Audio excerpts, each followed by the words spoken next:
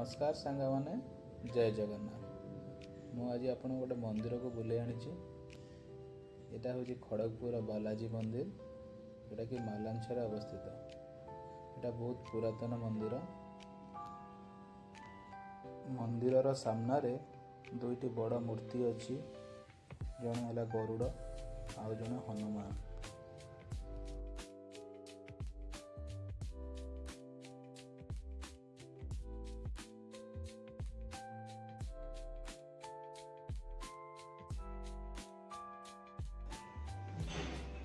मंदिर सामने गणेश को पूजा करा जायछि।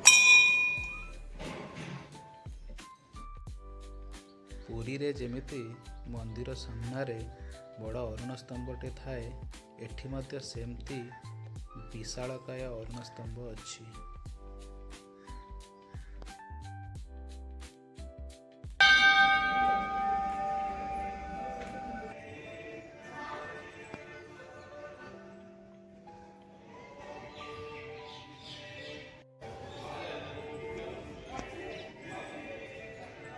এই मंदिर भितर एवं बाहर विभिन्न देवादेवींकर सुंदर कारुकार्य होइछि, जहाँकि आपण माने देखिले आपणक मन को प्रलोभित करिवो।